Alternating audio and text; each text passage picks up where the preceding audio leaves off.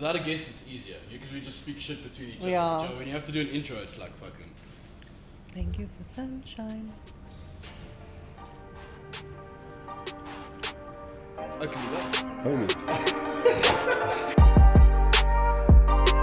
guys, welcome back to the Modern Man podcast. This is episode, I think, 12. Today we are incredibly happy to finally have the opportunity to shoot with one of South Africa's most sought-after DJs and producers. The man who never smiles and yet keeps everyone cheesing from cheek to cheek on the dance floor and in their cars. Ladies and gentlemen, welcome to Aidin Caye. Thanks, bro. Welcome, bro. How you doing today, bro? Bro, it's a rainy day in Johannesburg, as it has been for the last 3 months. So it is what it is, bro. We're back in a new year, same shit. You were telling me earlier, bro, that this year hasn't been fucking exciting for you yet. I wouldn't say that it hasn't been exciting, but it's like you can definitely feel people's energy isn't in the right place at the moment. Like, I don't know if it's financially, I don't know if it's just the load shedding situation, but as a whole, like being out, you see parties, people are a little bit flat. And I don't know if it's because they're bored, because everything is kind of like, nothing's changed. There's no like new exciting things happening. It's just everything's kind of the same. Because it was different last year. Like last year, everyone came out of lockdown, curfew had ended, people were excited, there was like this invigorating energy, and now we're in a situation where we're like, okay, cool, what now? And it's like you don't really have anything to look forward to, because you're like, oh, now you just have to scroll on social media and you'll be like, oh, stage 8 load shedding coming, oh, this has gone wrong, and you're like, There's always something to be upset about in this country, right? literally, like, There's a lot to be upset about in this country, dude. And you're right, you do feel like a negative cloud hovering around. I feel it too. And I feel like there's definitely been a slow start to the year for everyone. But like you say, coming out of COVID, there was so much to look forward to. Now we're actually back into our normal routines. Everyone's back in the office at work. Things are kind of back to the norm, aside from load shedding. So yeah, it's difficult. It's difficult. it was like you said also before, it was like, it could also just be that we had like the first full December without this like fear of things locking down and coming up again, and like you have people going completely ham. Now are they in a situation where maybe they're paying off their debt, their January paycheck went into like repaying their credit cards, and now they're like, okay, well maybe we just need to cut back a little bit, obviously. And so now maybe it'll get better. How do you think that, or how does that affect you, being a DJ and obviously being at events all the time? Does it demotivate you, feeling like people are on the low? Like you out at parties and you see people there and you think, are they having a good time? Are they bored? Is this not what they like? Or are they just there? Like I have the feeling that almost people are out at the moment because they don't want to be at home. They're there, but they actually don't feel this They're like... not present. No, they're not present. And it's like, are they worried about like, oh, there's all this financial thing, like we're worried financially, we have to like cut back, we have to budget a little bit, or they just, as I said, are they just bored? Is it like, we're tired of just always bad news, like we want some good news, but there just nothing comes. But isn't it also difficult now for club promoters, festival goers, you know, like they got to worry about their budgets now too. Because people, they can't afford the ticket pricing that they used to have. So they also got to, I think, cut down on a lot of the creativity, this and that. Remember Ricardo spoke about you got to balance the budget and creativity scale. Well, you look at Ultra as an example. It's like they launched their phase 1 lineup, and it was like, I think 6 internationals, if I'm not mistaken, in Black Coffee. And then they released the second phase, and they'd actually lost Black Coffee and they traded out one of the internationals. And people were losing their mind because they'd obviously already bought tickets, because they were like, okay, now you... And Ultra's not a cheap ticket. No, it's like 900 Rand. At the moment, I don't know what it is, but it's like, it was like started at 650 or something like that. So people were like, cool, we're expecting this huge lineup. And I mean, to Ultra's credit, it's like you're still putting on a show that probably costs you an incredible amount of money in a time where like the exchange rate is killing you. Like if you think about the last time Ultra happened in 2020, the euro to the rand was probably like 16. Now it's 1950 or 1930. It's like everything spiked, bro. Yeah, everything is spiked. So like you're now paying maybe 25 to 30% more for every act that you want to book, and they haven't got it any cheaper, because I mean things have opened up everywhere in the world. So like we're now in a country where you've got to pay for flights, you've got to pay for accommodation, you've got to pay their set fee, and it's like it just doesn't make it feasible to still put on something at that scale. And you got to apparently pay royalties and everything, obviously. because unless it's actual Ultra itself hosting itself, yeah. Exactly. Like you pay like a brand override to use the brand or whatever their relationship was to get the brand here. So, dude, talking about actually something very interesting. It actually wasn't on my topic list, but now, so I want to know. So obviously, I used to host events, right? The one thing that it's gonna sound insensitive, but DJs hourly rates. How do you guys come up with that? Like how do you justify? Because obviously, like I've had some guys like, and they tell me 10 grand an hour. Where am I supposed to come up with that? How am I supposed to make that 10 grand back? Having one person, then you got to have a whole lineup, this and that. So like, how do DJs and performing artists, like, how do you guys? I'm not going to say justify because that's wrong. Like, how do you guys come up with what you're going to charge per hour?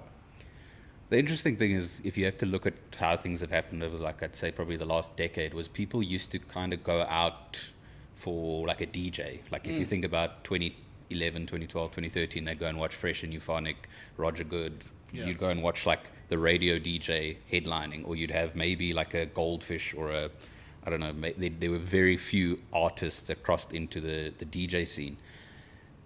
2014, 2015 came around and you started to see these guys coming up, like the Timos, the Carl Watsons, the Chunder Monkeys. All of a sudden you now have these producers that are like making tracks with millions of streams. Yeah. So it's like they started, it was interesting because it was like 6-7 years ago, nobody was charging 15, 20 grand in this scene for an hour.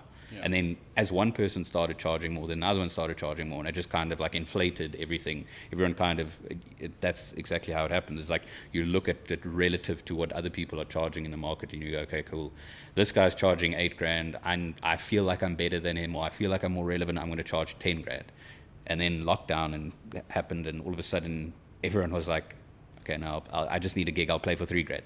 Yeah. It's like, but now we've come out of it, and all the promoters are still trying to pay the artists what they were paying them during lockdown. So now everyone, even though people are a lot busier, they're having to pay twice as many gigs to make up for the fact that they're playing for half the price of what they were before. Yeah. I mean, there's no science to it. It's not like, okay, cool, I have, like it's I would say the same about social media influencers. Like, how do you define what your following is actually worth it? Yeah. Because you might have 40,000 followers, but maybe they don't buy anything that you sell. Maybe you have 100 followers and 50 of those people would buy something you sell. It's more worthwhile. So there's no science to it. It's just a case of, okay, I think, like for me personally, how I price myself is like, how valuable is my time, and do I actually want to play that gig? Because if I don't really want to play it, but I have nothing else on, I'm going to go, okay, cool, slightly more. If it's a gig I really want, I'm going to go, okay, cool, what is your budget? Like, tell me what works for you. Yeah. That's how I work it. Oh, that's very interesting, because obviously from the outsider point of view, like it's the same. I think actors obviously the same shit. Like how do you say what is your monetary value as a brand? Because that's basically what you're buying. It's art. It's how you, like you said, it's how you value your work. And relevance plays a huge part in it too. Like obviously, There's a demand, as you stated. exactly. I mean, there's you could say there's 100 DJs. Now people are busy fighting to be picked, essentially. Where there's not so many, you can turn around and actually play with your fees and how much you're going to charge. So that's the interesting thing about Cape Town. If you compare it to the market we have in Joburg, it's like Cape Town DJs typically get paid more than Joburg DJs because there's fewer of them. So they have more of a monopoly in the scene because there's less. I mean, it's like it is a smaller scene in the sense that there's like it's quite like saturated with certain promoters, and it's also very cliquey. But they will tend to charge more because there's maybe like 20-30 guys that you'll see regularly. In Joburg there's way more, so it's like if I turn down a gig or if I don't want to play for a certain rate, they'll easily replace me with somebody else, whereas there it's a little bit more difficult. So like the more competition there is, everyone kind of has to price themselves. I'm sure there's some fucking economics lesson in this, but I was about to say this is a very demand yeah, exactly. like, create a demand, create a supply kind of thing. Okay, that's actually very interesting. And bro, tell me now, this isn't the first podcast you've been on, bro. You had your own little podcast going during COVID, eh? Actually, State of the Arts. I had one before that where, interestingly enough, the first guest that I had was also Ricardo. Yeah. The podcast during lockdown actually it didn't start really as a podcast. What had happened was I was literally in the gym in January 2021. think it was, yeah. And I ran into another DJ, and I was like, he asked me, he's like, bro, what have you been doing? Like, how have things been? Like, how have you been making money? Like what's going on with you? And I thought to myself, like, actually, I've been feeling for the last couple of months like quite depressed, like knowing that things haven't really been happening, and we keep getting locked down and whatnot.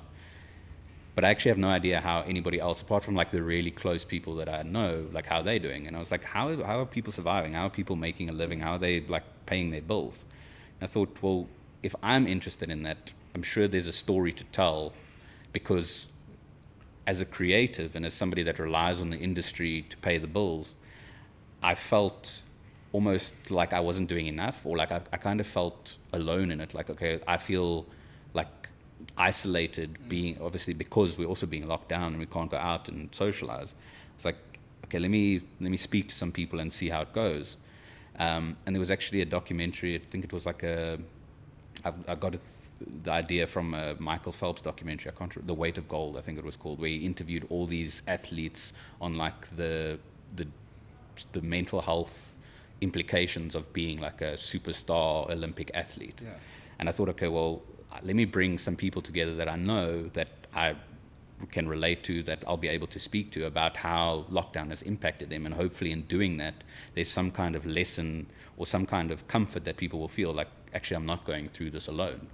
And I mean, I did it all myself. I shot all the stuff, I recorded all the stuff myself. I had a guy help me. That was great content, bro. I watched it all last night. It was really I got a guy to help, like an actual editor to put it together. I'd obviously done all the footage and kind of was like, cool, do this interview here, like let's cut, like that kind of thing. But he did a really good job in taking, I mean, it was like 7-8 hours of interviews into like a 15-minute documentary, which really helped. But the kind of message behind it was like, you're not alone. And I mean, it didn't just only apply to DJs, it applied to sound engineers, rental companies. I mean, I interviewed the one guy that runs like a big rental company in Cape Town, and I mean, he ended up having to like pivot his business from, because he had all of his infrastructure, he had warehouses, he had trucks, he had people that could lift heavy things, and they actually started a removal company.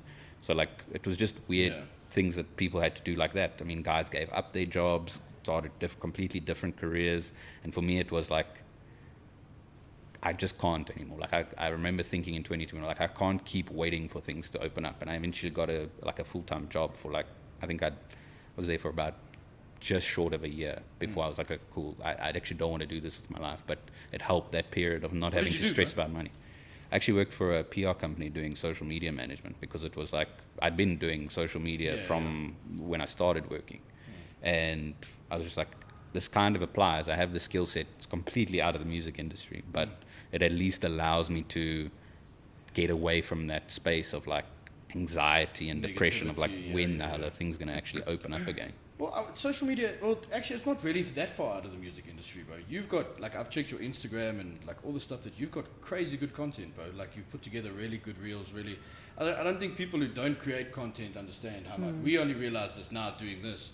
How much time and effort it goes into making really good content for people to see. If you want it to be quality, if you want people to actually enjoy watching and look at you differently. I think it is to look at you differently. You're not that just some fucking muhu, you know, doing something on the side. You're just doing it as a party. You're taking it very seriously, bro. What started you into this business, into the creative side? Into like DJing, or into like actually just creating? All of it, bro. Like what gets your juices? Like how do I say it? I'm trying to word this better. Yeah, how did you get into DJing? Let's just start simple. Yeah.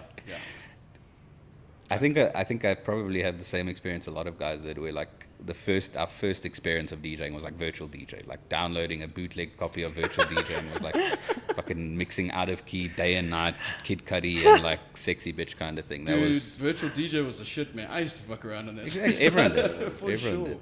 But the thing is, I think for me it was like, I enjoyed the sort of experience and the playing around with it, but I also enjoyed when I'd done something, I'd like record it and then I'd send it to all my friends back in the day of like BBM or whatever the hell we were using then, and I'd like share it with them. I'd be like, oh, what do you think of this mix? And I think from there I kind of got this really interesting insight into how music can excite people when you are able to create something or create a moment that they've never heard before, which has always been something that I've kind of taken into the way that I play. It's like, I might play the same music as somebody else, but I'll either try and incorporate a track in a way that you haven't heard it before, or in a moment that you feel like you're kind of losing interest, and then I'll bring the energy up kind of thing. And when I realized how much of an influence music has on me and how much I enjoy sharing it with other people, I was like, cool, I'm gonna become a DJ. And I mean, at that time, like, there was... How old were you then, bro? I think I was 16. Okay. Yeah. So this was 2009, 2010. And like at that point, there wasn't many opportunities for like a under 18 DJ. Like I remember sneaking into Stones in Edenvale, like trying to drop off a demo mix kind of thing. You go to Stones, don't you? No, I do not go to Stones. Well, this was not Stones Bedford. This was like the original. This was like when Fidget That was big, the OG, bro. I was about to say, that's the OG Yeah. Stones, bro. Yeah. That was back when it was the funk playing, bro. Yeah, like Fidget and your Royal Like Caye. Royal and- Caye, I was just about... Yeah. Those are raw days, guys. Your physics. But Shit. like an interesting point on like the Royal Caye thing is like at that time, like it's also been interesting to see because I've been in this for so long, is like how different things have worked for different people. I remember like also 2009, 2010, like you just send music around to each other, you like Bluetooth it or whatever, like send it on BBM, but every Fidget track was named Royal Caye. Like even if it Yes, wasn't fucking his song, 100%, yeah. it was just all 100%. named Royal Caye. And like then people were like, oh, he made this, and then you'd book him for like old Ben's in Benoni or wherever the hell it was. back in Fuck, the- so That's you remember the old crazy. Ben's parties, used to- bro? I used to go there. Do you remember Avos, that house Yeah. party? Oh my god. See, if you don't remember No, that in I house, have no clue what bro, that when we was. were like grade 8, grade 9, there was a house party. It was before FMP, bro, and that was fucking Avos, bro. That was, yo. Was that in dude. Boxburg? No, that was Benoni. Benoni. Proper Benoni. That was like 300 people. I actually have a Cheap funny story bar. about that. So I had this group. So we went to like the one decent private school in Benoni. I mean, since then there've been others, but like Hey, explain which decent. Yeah. I'm trying to think of which Tell- one you're tell us talking more, about. bro. sir. What do you mean, I went to uh, St decent? Dunstan's. Fuck decent, Yeah, bro. What do you okay. mean? In context of Benoni, it's decent. Anyway, Wow. Everyone hates on Benoni. Why? I don't understand. Why? but everyone hates on St Dunstan's more. This is Yeah, the thing. because So you're we correct. as the like private school kids had a lot of Everyone friends thought in St. Benoni Dunstan's High. Yes, yeah.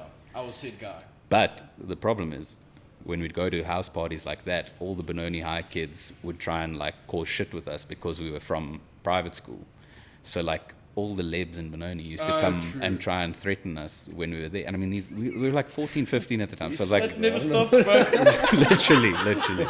Nothing's Yeah, it's a changed. Ada. Yeah. So they would like call their big brothers in their city golfs to You know, come my and cousin. literally. All of the cousins. So like we went to one of those house parties and literally like 5-10 minutes in, the guy's like, "Yeah, bro, you guys got to get out of here." And we're like, "What the fuck do you mean?" We're like 16. Like what's? He's like, "No, these guys are gonna fuck you up." Yeah. So we literally ended up like walking like 10 blocks to Northmead Square just so that we could get away from this house party. Jesus Christ.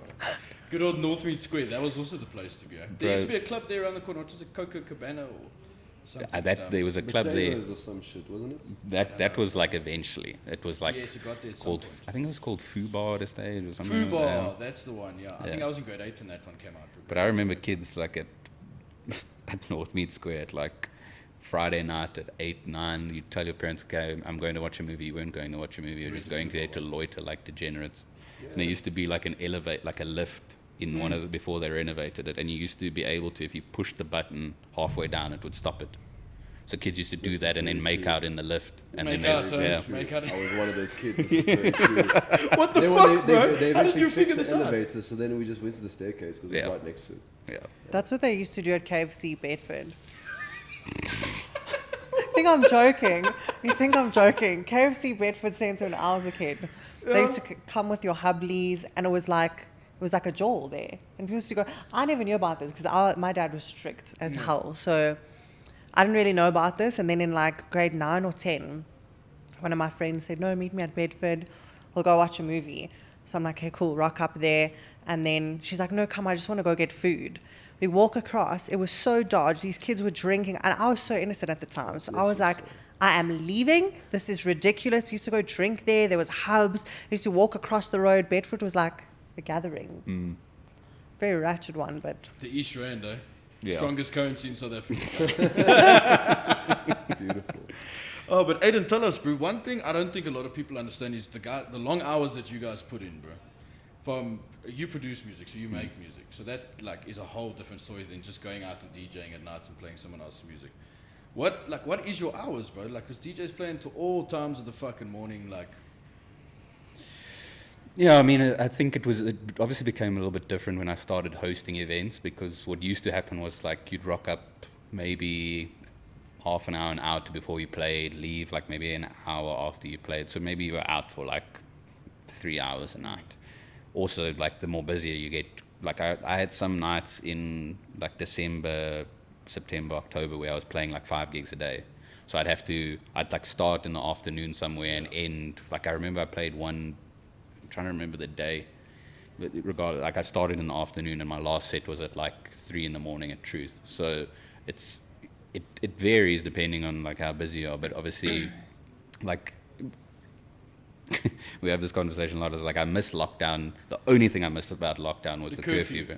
Like you'd play like a headline gig at like 8 o'clock at night, and then you were home by 10. Where you'd be sitting there like, oh, this is amazing. Now it's like, but at the same time, like I remember before lockdown, like the headline slot at a club was like 1 to 2. Like that was when like you'd get booked, especially or like 12 to 1, like maybe even that, exactly. Yeah. But like Origin in Durban, Madison Avenue, like wherever it was, were like they'd put the headline at 12. Now they're putting the headline at like 10, 11 because to keep people there. I don't even know if like that's the other thing that's linked to this whole. Because everyone's so used to the curfew. Like I'm not gonna lie, when I go out, meet 10 o'clock, 11 o'clock. Thank you for the job. I'm tired. I'm either gonna sleep here or I'm gonna go home and sleep. Like there's no more 2 a.m. Yeah. Fucking partying for me, bro. Well, that's the other thing. That could also be another thing. Is like as we had to go through that, people kind of realized actually this isn't that great being out until 3, 4 in the morning. Like we don't enjoy it. I've done that too. I mean, even if you go, I don't know if you guys have realized, if you go to the gym, they close a lot sooner than what they used to. Before then, it was because of COVID. But COVID is no longer as big of an issue as it was now, as it was then. Sorry, they still close early. What time did they used to close? Like 10? No, okay, 9. 9. Let's say 9, right? Well, Now the gym. they'll close at like 4, 5, 7. A gym? Yeah, dude. Like a gymnasium. Yes, what like about the people Planet that work Fitness. till fucking 5, bro? So that's the thing. It doesn't matter. It's not their problem. I mean, even with us, I run a restaurant. We closed our kitchens a little bit earlier than we used to because we realized McDonald's used to be 24 hours. Yeah, right? okay. Yeah, That was what I was going to say. That's bro. a Like, killer. there's- That is a McDonald's killer. need to get their fucking shit together. Because that's the other thing. Speaking on the hours, bro, like, I would, especially on a day like that, it's like, okay, I don't have time to eat between, like, if I start at maybe 6, it's like you missed dinner. Now I'm getting home at like 3 in the morning. What am I going to do? And then if there's no power, like, my only option is McDonald's or a garage pie. It's garage pub. Because And even they McDonald's don't, is closed. even though, like I played, where did I play? I played Rage. Get to the garage at like 3 in the morning. There's no pies. They didn't make any. So it's like everyone's kind of gotten into this behavior of like, No one gives a fuck. no one at gives a that fuck time, anymore, yeah.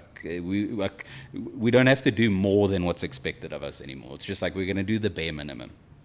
Fuck that. See, now we know why the vibe in January is so shit, guys. Exactly. Yeah, people are tired, bro. This is a very motivational talk. I was about to say, we've just been focusing on the bad, bro. But you just told us, Cassie, you've been hosting events now. Your thing's called the Garden Party. The Garden Party. Why did I think it was Secret Garden? It bro? used to be the Secret Garden until I okay. got a lawyer's letter from a company that owns a trademark in South Africa for the Secret Garden. Ah, fuck. And I was just like, let me But just tell get us rid more of about this. that, bro. That thing pumps, bro. That's a real good brand that you've grown there, bro.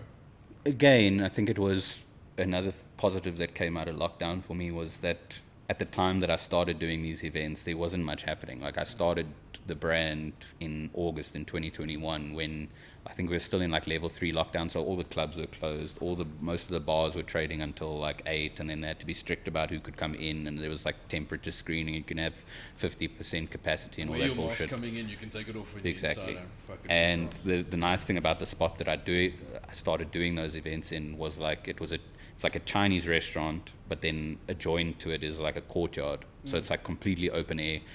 And the actual Chinese restaurant was like 1,000 square meters. So like in terms That's big, bro. in terms of like capacity, I mean we didn't reach that at that time, but like we could have 100, 150 people where not a lot of venues could have that. And she used to rely solely on tourism because she's like a really traditional Chinese restaurant. And like Chinese tourism only now, I think from May, they're actually allowing Chinese, because obviously it's still a communist Yeah, state. yeah, It's yeah. like, okay, cool, now you can go from like May only. So like they've been in lockdown or like not allowed to like Leave the country. leave for recreational purposes since March 2020.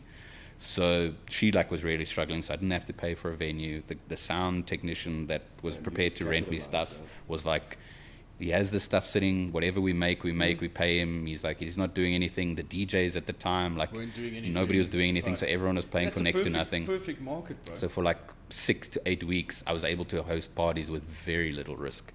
And just because I was doing something and it was every week, and as you spoke on content, was like, I was fortunate that I had the full-time job. So like I used a lot of the money from that to like bankroll it. But one of the most important things that I've always done with the events is like, how can I make it look the most attractive? So Yes. every week there was like a new reel promoting it. Yes. There was always new artwork. There was always like a lot of effort going in.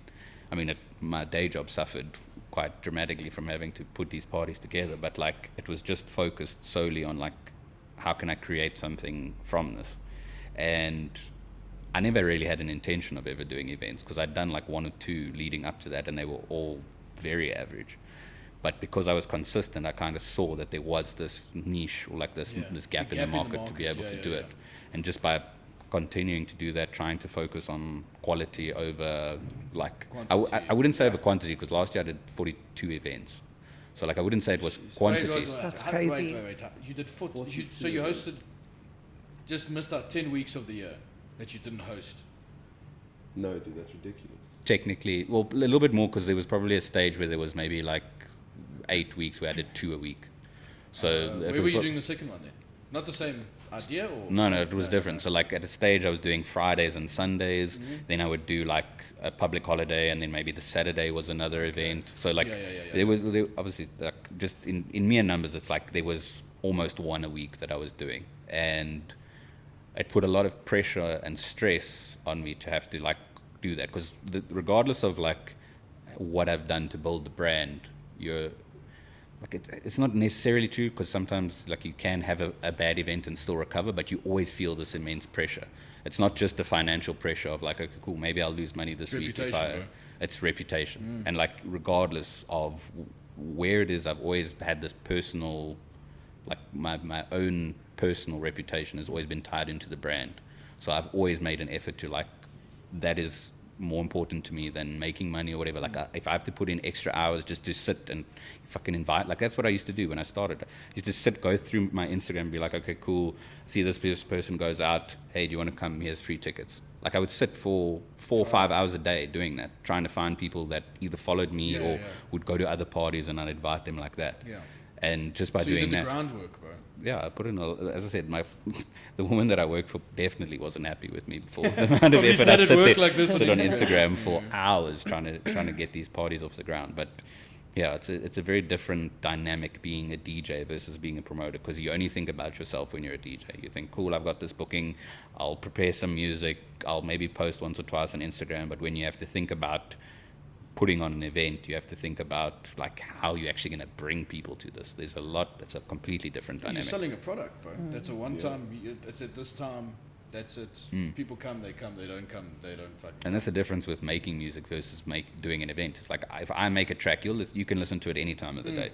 With an event, it's like, it's this date. If you miss it, I don't get your money. So like I don't either make money or I'm going to lose money because you're not there. So it's like you then have to start thinking about, when is it going to be? How's the weather going to affect it? Like who needs to be playing on this lineup? So it's a lot more Effort. like intense thinking that goes into that versus just being a DJ. Yeah. So then okay. So I have a question. I know, I won't say all, but a lot of producers take extreme offense when you call them DJs. So what are like the main differences? Do DJs just play other people's music and producers actually create their own, or? Look, I know very few DJs that actually just play their own music. So I think anybody that would be offended by that probably thinks too highly of themselves. But I think the problem the problem also happens is, like, if I think of some of the people that I know, like some people get into this making music because that's their passion. They then have to play it live. Like there's, like in this country anyway, you'd really struggle. Like I know some guys that make music for other producers Okay. who are touring Europe where these guys that are making the music for them are still living with their parents or living in shacks, like they just, it's the reward for making music isn't necessarily there if you're just interested in making music. Obviously, internationally, there'll be songwriters and ghost producers and things like that, but here it's very difficult if you're just prepared to make music. If you're thrown into the deep end as somebody, and the thing is with making music is, like, as you said, it takes a lot of time. You're sitting there by yourself in isolation for a lot of the part. Like, house is very different to hip-hop. Like, hip-hop is about a vibe. You can have 20 guys in the studio all drinking Hennessy, all, like, smoking a joint, having a time live, and you'll be able to create a really good song. Electronic music is completely different because it's way more intricate. Like, it's very difficult. Piece by piece. Yeah, it's like you're really thinking about the sounds and how to create something. So yeah, it's a very different experience to making hip hop. But you're sitting in isolation for the most part. So, like, people who do that have to be accustomed to being by themselves for long periods of time. And guys that get into this that didn't start out as DJs end up struggling with that social anxiety of now being thrust, especially if they start to get more renowned quicker than if they had just been, like, going through the phases of nobody giving a shit about them, and now they're actually playing. So, like, there's a couple of guys that I know personally that have really struggled with that. And that's also why I think a lot of guys tend to rely on substances to get out of their shells a little bit, whether it's alcohol or something else. It's like you end up relying on this crutch, especially if you're more introverted, to not even creativity, but, like, gigs wise. Like, I don't take anything or drink when I'm creating something because I don't need that. And I also know the more dependent you become on that, the more you need more when you want to do it. So, like, it's better not to go down that road. It's a vicious cycle. Yeah. But he does not into temptation, bro. But the thing is like, if you're out, and I found that especially, like, being out more, the more busy I got, was like, you can't really be, especially the more renowned you become or the more popular you become, if your interactions with people are when you're sober and they're drunk, you're on completely different pages. Like, if somebody's at a 10 and you're at a 3, they're just going to think you're a rude, piece of shit. Like, they're going to be like, we met this guy. Like, I've heard it because I've managed Timur Azul for like 8 years now. And he's also quite introverted and also, for the most part, like on the odd occasion might drink something, but for the most part, he plays sober. And, like, he'll be chill. He's not rude. He's not like unwilling to engage. But, like, if you're coming in somebody's face and you think that you deserve their time because their personal space, like a little bubble, when people are fucked and shouting and spitting in your face or, like, shouting in your ear, it's like, it's so hard to engage with them in a way that they actually feel in a polite way. So you might brush them off or not give them the attention that they want, and all of a sudden you become this dickhead, and then they go around talking. Like, I've heard stories like, we met him at Madison Avenue and he was so rude, and it's like, okay, like, what did you do? Is it just because you don't smile, bro? I mean, for them, I haven't heard that about myself. I've heard people say that that I've never met, that they call me a dickhead, but I've never like, if somebody comes up to me, regardless of how, I'll try my best to, like, at least acknowledge them in a way that they feel, like, validated. But also sometimes they'll just, like, there's this one gig that I played maybe like September, October, and this guy just wouldn't leave me alone. Like, I was playing and he stood at the front the whole time, and he would just want a handshake every 2 minutes. And eventually I was like, bro, just I've stop. seen those guys. Like, just stop. Like, literally this every fucking 2 minutes. And I was like, I indulged you the first 3 times, but now just fuck off, bro. Like, please, just leave me alone. Like, because that's the thing. It's like, especially if you're not on their level, it's hard to be able to relate to them. And you're also trying to work, bro. This is the other thing. Like, there was a point where, like, the table that I was playing on wasn't the most stable, and he, like, grabbed on it, and the whole thing shook, and I was like, okay, now, like... You never had that moment where somebody knocks your shit off or, like, stops the... I've seen videos of this. Never have. I actually saw, like, it's ironically, like, it happened to Fred again in, like, his boiler room. Like, there's this dude that's dancing, fucking going wild, and he, like, stops the track mid-set. So, like, it happens. Like, it hasn't happened to me yet, but I mean, like... What would you do? You just have to brush it off, bro. Like the thing You is, would like throw in those hands, situations, like Seb would throw hands looking at I would have clapped him, bro. No, you would have Joe Goldberg, did bro. the thing is, like in those situations, like, and I think it's just something that I take into everything I do. Is like you can't take yourself too seriously because people, the moment you take yourself too seriously, people stop actually wanting to associate themselves with you. Like you just be like what he did in the boiler room was literally he just like laughed it off, clapped the dude, and like played again. And then like ironically he won a DJ award for like best live set, and he got this guy to go and accept the award for him. Oh, So wow. that's the kind of thing. That's actually vibes. Yeah. That's vibes. The So other you just- day, sorry, No, go on. shut up. Shut the fuck up. Shut the fuck up. The other day at Kevin Hart's, there was a lady quite near to the front of the stage. And in the middle of the show, Kevin wasn't on yet. It was like the warm-up guys before him. But in the middle of the show, there was like this commotion going on, and like security guards were coming. And then eventually it became so distracting that the guy was like, shine the fucking light on this chick. Like, let's see what's going on here. And turns out she didn't have a ticket, and she was like in someone else's chair, like right in the front row. But he like made a joke out of it. He like brought it in as part of his act. That's what I was looking for. And everyone actually laughed about it, and it was quite funny because, like you say, it's very hard to make a scene and like almost ruin. You bring it back. Like, try to bring that energy back. Exactly. That's very, Yeah, it was quite funny. So you say if that guy threw hands at Boiler Room, then everyone, okay, that dance floor fucked. Yeah. Thank you very much. Wham bam, thank you ma'am, let's go home. I think there was a story about Calvin Harris doing that. I think it was like somewhere in Asia. He didn't throw hands, but like some chick would like ask him for a track, he, like cut the music and told her to get the fuck out. So it's like I can respect that because you're Calvin Harris. But like I was about if to it say, was me, it's like bro. you're like some dude playing at Bailey's, and all of a sudden you're like, get the fuck out of here. Everyone go the fuck home, and he just gets like swarmed with tomatoes or some Yeah. shit like randomly. Because you know she's calling her boyfriend when you leave. 100%. And the boyfriend's calling his cousins. I was about to say, is Lebanese too? Oh, we're gonna get all the hate from the Lebs after this one. Sure. No, bro. Yeah, Dude, a mystery, like how do I say, a myth. I don't know if it's a myth or not. Do DJs get as much ass as people say, bro? Huh.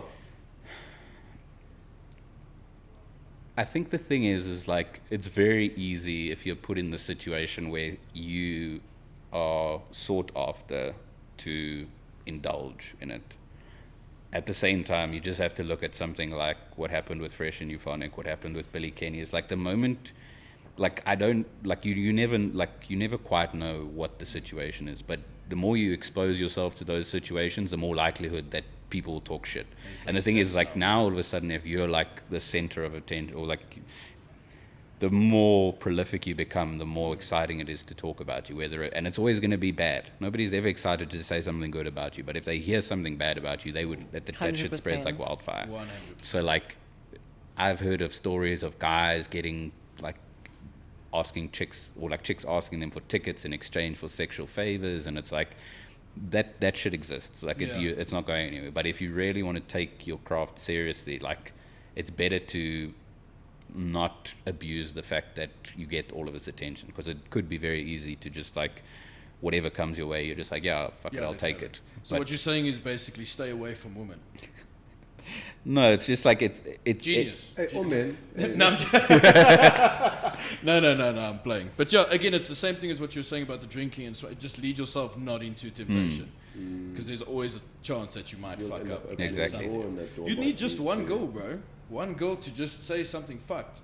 And in this day and age, it doesn't matter whether it happened or not, bro. You are wrong. And whether, I mean, same as what Johnny Depp had with the Amber Heard trial. Whether he did those things or not, people are always going to remember him for that. Always going to remember that she did this and that. So I get you staying like... Well, I mean, the the only thing thing I is remember is that she shat the bed. That's also true. So I don't know about you, but I just remember, what was it? That's a big jar of cocaine. But like, the thing for me is like, you look at the extent that he went to try and like clear his name. It's like those kind of resources and shit. Like you can't, like if you at that level, cool, you can do it. But for most people, it's like you can't afford that, and you're probably not going to be prepared to go through that kind of like emotional abuse. exactly. So Financial like as well. rather don't like put yourself in those vulnerable positions and abuse the fact that you have these like groupies that are prepared to like throw themselves at you. And it also becomes, as you said, it becomes just another kind of like crutch to like boost or feed dopamine into your brain, and the more you do it, the more you need it. So rather, you're living like a king kind of thing, bro. You know, people giving it's the attention. Well, it's basically a natural icebreaker. It's like I don't like as a DJ. It's like I wouldn't then need to put in the effort to like introduce myself to you because you now want to be associated with me, so you come to me. It's like as most guys, they'd have to actually put in that groundwork. So it's a lot easier, but it comes with the potential downside of like now people are going to talk shit about you. With great power comes great responsibility. Yeah, in a way. Yeah. Oh, no, fuck, bro. Tell me now, being a DJ, being a producer, a lot of people are trying to get into it these days. I mean, let's be honest, you know, Joe and his cousin are a DJ at some place or producer at some place. What is the viability of becoming a DJ? I don't think people understand the amount of work and how do you have to wait long to make money out of it? Yeah, dude, because you got to have streams of income, you know, constant income. Well, I think it's as I said, like if I look at from when I started until now, the avenues that are open to you getting into this industry have changed completely. Like as I said, Royal K .mp3 or whatever the hell it was back then was how he sort of, there was a guy that used to at the time invite, like do mass invites on Facebook to be able to like, he'd like upload a mix and then he'd have like these Facebook events and you used to be able to invite all your friends. And he'd have like 5 profiles of like 5,000 people each and he'd invite them all to this and then they'd download it. 2-3 years later, then if you, like as I said, as producers started becoming more prolific, you then started having like, now you needed radio stations. Then it was Spotify or streaming services. Now like none of that shit matters. Like I've had songs on radio that have played and gotten 30,000 Shazams and lead me to getting a single gig. So like you can have millions of streams, doesn't mean you're going to get a gig. You can have like a song blow up on TikTok, you can be TikTok famous, still not get a gig. It's like nothing matters except creating a community around what you do. And exactly, it's like there's guys that have 20,000-30,000 followers that are playing less than guys that have 3,000. It's a case of how engaged are you with the people that you're trying to speak to. And like even speaking of my personal journey, it's like before 2021, 2022, like I would play the odd gig here and there. Like I would play certain places and people would know me or know my music, but it took 13 years of doing this to actually start being able to, like the money that I make from gigs only now covers my expenses in a way. So it's very long term. Exactly. So like I've always done other shit. Like I've never only been reliant on this. Yeah. But it takes a long time to get into, like it couldn't. Like if I look at other guys, it took them like 2 years and all of a sudden they were like, yeah, it blows up a bit. Because dude, I remember you from when I was still Jordan, bro. What was that? Like 20, how old am I now? 26. Fuck. Let's say 2018, like 2015 to 2018, bro. I remember seeing your name on flyers. Again, as you said, not as much as now. You're everywhere, bro. All the big festivals, all your things, this and that. Like you're a sought after DJ now, and it took you 13 years to get there. But I mean, that's the same thing as like the journey that I took to get here doesn't mean that somebody else can suddenly start throwing events and start books and they'll have the same journey. It changes for everyone. The only difference is that what hasn't changed, whether it's been music, like you get through there through like people thinking that you made this track or you actually made the track or you started events, is like the reality is in all 3 of those ways you're creating a community around yourself that are engaged and want to see you succeed or want to see you do well. It's like whether it's Timmer making a track that almost plays like he lost out by something stupid, bro. It was like less than 100 plays in 2015. Otherwise, he would have had the most played song on radio. This was like that was a breakout song, eh? Yeah, it was Save Me. Yeah, it was like if he'd had like he lost out fractionally to, I think it was I can't even remember the track that he lost out to, but like it was so marginal. And like as a white dude from Kempton Park to make the biggest track in South Africa that has 50 million people, it's like it's crazy to think that like his first track that he Went technically viral released like that, commercially yeah. went You viral. know, like Bailey that. went to school there, man. Really? Yeah. Kempton boy too. Yeah. That's, yeah, as you say, bro, it takes one, but it can take 10 years at the same time. You just got to keep on creating until... You be consistent, bro. Yeah, and that you have been consistent. Even like you spoke about through COVID and stuff, you've kind of found a way to stay true to yourself and stay in the game and not, kind of lose focus like a lot of people I've seen have done. That's also why you've become so relevant now, is because you've been around for so long. So, I mean, I would hope you became relevant. Yeah, but I mean, even if I have to look back at like when I started DJing, the amount of guys that were around then that aren't around now, it's like everyone kind of and even they might have gotten more relevant at that time than I was, but like you have like a period where 2, maybe 3 years, and then you've got to actually do more. You can't just keep doing the same thing. And some guy, like also as you said, it's a very difficult schedule, and it takes a lot of strain on your personal life, your mental health, your personal relationships. Like, it's not for everybody. It's like anything in this world. If you want to be great at it, you've got to be able to sacrifice a lot of shit. From, as you say, your personal relationship, family, friends, all of that. You're going to miss birthdays. You're going to miss this and that. You've got to work on your graft, bro. And I think a lot of people don't, we were saying this earlier, a lot of people don't understand how much work it takes to run your own business, to build your own brand, work for yourself. Everyone sees it, they're like, lekker, these oaks do whatever the fuck they want, and life works out for them. Fat fucking chance. It's like the easy assumption to make, to look at someone's social media or watch from the outside and be like, this was easy for them. Yeah. But they have no fucking idea how many late nights, how many like when they sacrifices. started right from the bottom. You know? Exactly. No help, no nothing to get to where they are.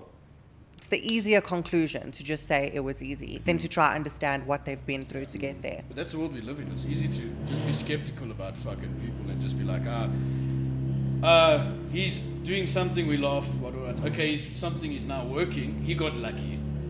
Oh, well, you don't know, that oak worked 10 years. He did 10 years of work that didn't, I wouldn't say amount to anything, but because of those 10 years, then one thing just worked out, bro. Nobody saw those. Nobody saw those those back minutes that you're working on by yourself, as you say, sitting isolated, making those tracks. People really don't understand what kind of hard work that is, bro. And it's like very impressive, bro, that you've been doing this for so long, and you also didn't give up, because it's easy to also go like a year into something and just say, okay, shit, this hasn't worked out for me. Work ethic is fantastic, dude. Thanks, bro. Well done. I think the thing I also went through a very unique thing of like, when I started out, I started getting more, like when I started getting into it, I ended up getting quite a lot of attention. Like because I was quite young. But what ended up happening was, like, as I said, after 2-3 years, it suddenly started to like dip, and then I didn't get any bookings. Fast forward like 5 years later, because I kind of was consistent and kept being persistent, was like, all of a sudden, now my time came where I then sort of took the next step. It took almost 10 years to actually break out of just being like, yeah, my mate's a DJ, to actually being somebody that people cared about. Yeah. And it wasn't easy. Last thing before we wrap up, bro. Did you find now that you've hit your spot, bro, you're on the rise? Obviously, this thing, it always works like compound interest, bro. It sits like this, and then once you start on the rise, it just carries on going up, bro. Did you find that a lot of your friends, your like OG friends, supported you? Like not your close friends, but like people you know from the areas we're in, especially here in the East Rand. Did you find that they supported you, or those were the people watching, but they weren't the ones sharing, liking, commenting? It was always strangers or people that you don't know that actually supported you more than just the people that you knew around you, obviously excluding close mates. So that's an interesting thing that you go through when you start in something like this, where in the beginning it's kind of your friends that support you. But after a while, like suddenly your friends aren't going to come with you to gigs. It's not going to be like as attractive for them. They get older. Like none of my friends now come to any of the gigs that I go to, because they're all like almost 30. So, I mean, you then start to build in different relationships as you grow older. But I think that the challenge that I experienced was that I kind of missed the like social media generation by like 2 or 3 years. Like, when I started DJing, Instagram was like a completely different platform. That was back like 2011, 2010. Like Yeah, Instagram very only few really people. blew up like 2015, if I'm not mistaken. When we were in mature, Yeah, Instagram really probably started not wrong. blowing up. Yeah. And I look now at some of these kids that are like 18, 19 with like 20, 30,000 followers, and it's like it's like a completely different ball game. Yeah. So it's a lot harder now as somebody that didn't come from that generation to suddenly try and build an audience than somebody that at the time was like popular. Like I'm sure there's kids that are popular in high school now that have fucking 10 times as many followers as I do. Yeah. But I look at like now those kids want to start getting into DJing, and it's like dangerous, because if you suddenly start thinking like, "Cool, I'm popular, I'm going to start being able to do this," because DJing isn't particularly difficult, bro. Like you could teach You it can to learn it, somebody yeah. that's not very intelligent, because it's literally counting to 4. Like it's really not that hard. The skill, or like I wouldn't even call it a skill. I'd just say what you learn with experience is it's more to do less, or it's more to like think about what not to do than to think about what you do want to do. It's like I remember I was very fortunate that like when I was getting into it, I had a friend that was also a DJ, and we ended up playing some chick's 21st that he went to school with, and like here I was, bro, like so excited, and I ended up dropping like Skrillex at her 21st birthday in like 20, like it was just as it came out, like 2010, bro. Like dubstep wasn't a thing to be, and these people's eyes went fucking wild, and I was like, he's like, you got to understand, it's like you have to learn how to like think what people are actually going to want to hear. It's not necessarily always about what you want to hear. Yeah. And like that's you the got to thing. play the target audience. Exactly, and you start to learn the more you the more you play, like what not to do. Like it's not just like, I'm going to download the 10 biggest tracks, I'm going to play these in order for you. It's like, cool, how do I build up to these moments that you'll actually feel like this track? Okay. Like, Yeah. because you could, like, I've had this where I've played the same song in like 3 different contexts. One it works, one it doesn't, one it's mediocre. Suddenly you're like, okay, is this actually a good track or not? But it's like it all depends on, like, there's so many things that influence you. If the sound is shit, if the people aren't great, if the weather's cold, it's like there's Everything's influential. yeah. In that kind And of you also need to learn, like, cool, like I played a gig on Friday night and I was like maybe 30, 40 people. It's like I can't play the same set that I would play to 1,000 people, because even though I might play at the same time, or it might be like you have to learn, okay, cool, I'm not going to be able to play some, you have to learn how to, like, what can I actually play that's going to get these people dancing, even if it's not all of them, even if it's only 20 of them. I can't now come and play Skrillex. Like it's just not viable, and that's just something that you learn with time. Shit. Okay, bro. Thank you. That was very insightful, bro. Like, life of a DJ and producer. Shit. I've learned a lot actually from this, bro. Sweet. Oh, sorry. I'm just getting comfortable here. What you looking You at? do Greta it Goldberg? quietly. You shut the fuck up. Shut the fuck up. I'm trying to wrap this up nicely. Thank you very much. That's what she said. Where's Bells with the one-liners? Fuck. Okay, well, guys, that's it for us today. Aidin, again, thank you so much, bro. Thank you for taking the time and coming out to see us. I know we've been trying to do this for a while, but I'm glad we finally got it done. This was a great episode. Thank you for your genuine insight, bro. And I can't wait to see what you do next, bro. Like, the things are happening. It's interesting to see you grow, and good luck to you, bro. Thanks, man, and thank you for having me, guys. Appreciate Thanks it. for coming. Guys, that's the end of this episode. Please like, subscribe, leave a comment, and we will check everyone on the next episode. Ciao.